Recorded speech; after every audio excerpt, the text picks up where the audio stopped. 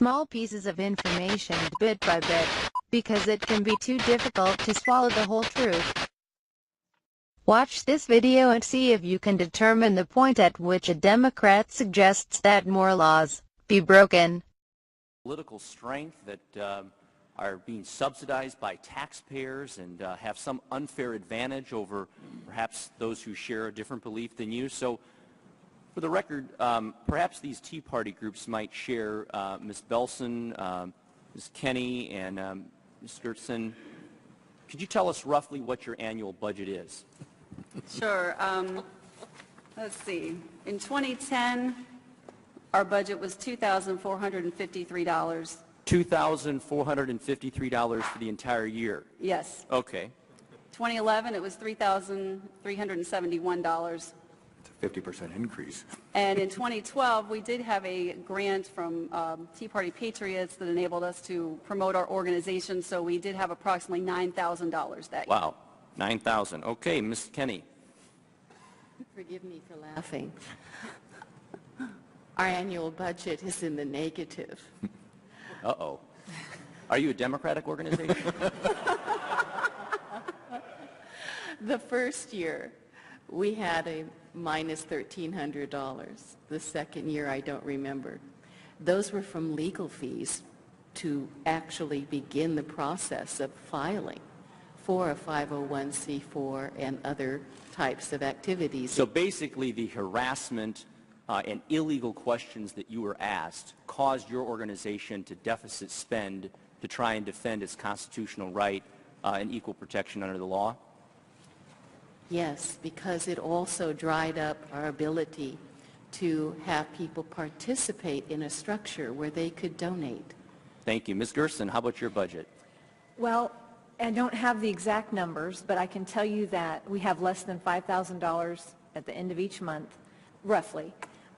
One year when we took a big bus trip to Washington, we had $18,000 at one time in the bank, but as soon as we paid off the bus, that all went down. But we usually run under $5,000. So roughly to say it's never been over 50,000. Oh, goodness, no. So you can understand the outrage by members of this committee for the apparent double standard that members on this committee seem to have for their frustration, outrage, opposition to groups who seek 501c4 and 501c3 status, who may be on the opposite side of your issues, and who we know have organized and raised far more sums than all of you collectively. One group in particular we know about is Organizing for Action, a group organized by the President's own men, political advisors, which to date we know has raised in excess of millions of dollars. And I'm just going to read on their website what they say their mission is. Organizing for Action is a nonprofit organization established to support President Obama in achieving enactment of his national agenda. Now, I would humbly ask my colleagues on the other side of the aisle, is that political? And why would an organization called Organizing for Action... Would the gentleman yield? No, I will not. Would you ask the question for Mr. them? Neal, go ahead. The gentleman from Illinois has the time. Go ahead. Are those names disclosed? Are what names? The names of the President's committee? Are the contributors disclosed? I'm not aware whether they are. Let me be on record as saying those names should be disclosed. Okay, but we're not having a debate about whether or not we agree with Citizens United. We're not having a debate about whether or not we want to change 501c3 or change 501c4 processes. I would submit to you that if that is your goal, perhaps introduce legislation to do so. The problem is that this IRS agency has discriminated against people based on their political views. All right, I have to... And for anyone to defend this bureaucracy from discriminating against people... Will the gentleman suspend? I will have to ask our guests in the committee to refrain from applause and other displays of emotion or attention. We need to keep decorum in the committee, so I would respectfully ask that our members refrain from clapping and cheering. Thank you, Mr. Chairman. May proceed. For anyone to suggest that these individuals' rights should be limited more so than others simply because of their political beliefs is nothing more than discrimination. There would be clarity if this was an issue of white versus black, of Jews versus Christians, but because it's conservative versus liberal, there seems to be some questions, some clouds, some lack of clarity. And rather than work united in a bipartisan way to root out the very cancer that my colleague Mr. Rangel described, we're simply trying to chop off the head of the patient, remove the acting commissioner, and say all is well. We need to get to the bottom of this. We need to identify the cancer, and this needs to be removed from this organization. Now see this exchange. But as I listen to this discussion, I'd like to remind everyone what we're talking about here. None of your organizations were kept from organizing or silenced. We're talking about whether or not the American taxpayers will subsidize your work. We're talking about a tax break. If you didn't come in and ask for this tax break, you would have never had a question asked of you. You could go out there and say anything you want in the world. And I get the feeling that many of you and my Republican colleagues just don't believe, or you believe you should be free from political targeting, but that you should be free from any scrutiny at all. The purpose of a C3 or C4 tax exemption is to enable easier promotion of public good, not political work. It is the responsibility of the IRS to determine which groups are choosing the correct exempt status and which are trying to manipulate the system to avoid taxes. Mr. Ryan is recognized. I'm going to deviate from my original question in response to what I just heard.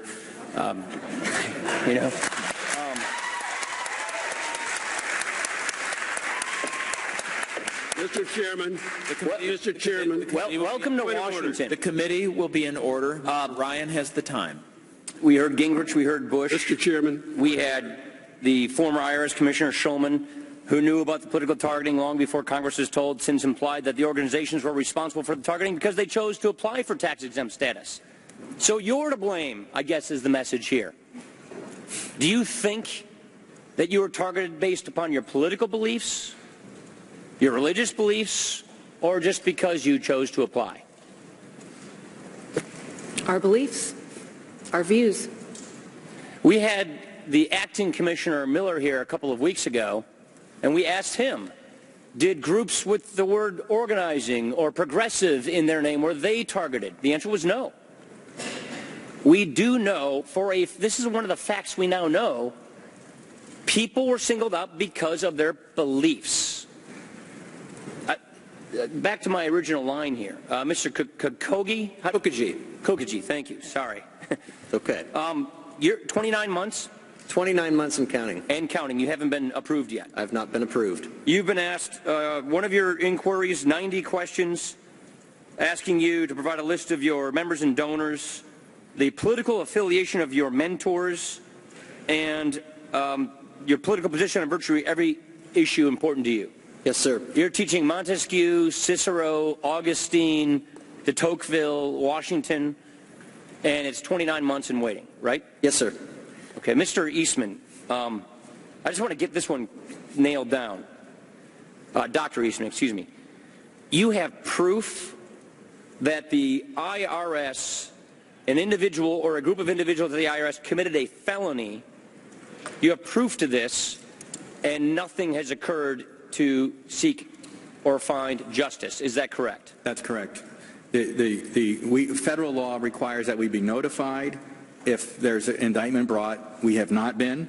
Federal law allows us to request information about what the status of the investigation, whether it's been productive or unproductive, and any action taken.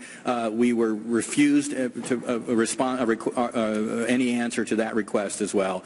We have identified that this document came from within the IRS. So your donors are confidential. That's protected by law. You have proof that the IRS leaked your confidential donor information to a group that opposes your point of view, and your donors were harassed as a result of that. Is that correct? Yes. All right, Ms. Martinek, right next door in Iowa, I work with groups very similar to what you do in Iowa. Your board members, the IRS told you that if your board signed a letter saying that they would no longer picket or protest on behalf of the pro-life movement at Planned Parenthood, that then they could receive their tax-exempt status. Is that correct? That is correct. So surrender your First Amendment rights, and then we might approve your application. That is correct. She said it was ready to go through. Everything was in order, and as soon as they received that letter, the application would go through. We have not heard any testimony that this is happening to groups that have the opposite views. So to suggest that these citizens are to blame for applying, I don't understand how one can make that conclusion. I yield. Dear Comrade McDermott, point number 1, quote-unquote scrutiny is not what is in question. It is the undue, unwarranted, intentional, and unconstitutional targeting that was aimed at these conservative groups, all simply because their beliefs are that they want the government to follow the Constitution. Point number 2, your nonsensical babble about scrutiny to protect the taxpayers would be believable if only leftist groups had been subjected to similar scrutiny, but that argument falls flat in the face of radical liberal groups getting zero scrutiny, and even Islamic terrorist front groups getting free passes from the IRS. Point number 3, your soliloquy about scrutiny to protect the taxpayers would be believable if you were a conservative. There is nothing, not one single time, that a Democrat has ever been concerned about a single taxpayer. The only concern you have about taxpayers is, how much more money can your Democratic Party take from them? Obama gets away with murder. Obama appointees break the law. Obama organizations lie to people and undermine the Constitution. All of this treasonous activity is overlooked. It is dismissed. The Democrats and Democratic voters simply march in lockstep to their Messiah and his plans to change America. This is very Orwellian. This is historically Hitleresque. An email obtained from Valerie Jarrett said, quote, after we win this election, it's our turn. Payback time. Everyone not with us is against us, and they better be ready, because we don't forget. The ones who help us will be rewarded. The ones who oppose us will get what they deserve. There is going to be hell to pay. Congress won't be a problem for us this time. No election to worry about after this is over. And we have 2 judges ready to go.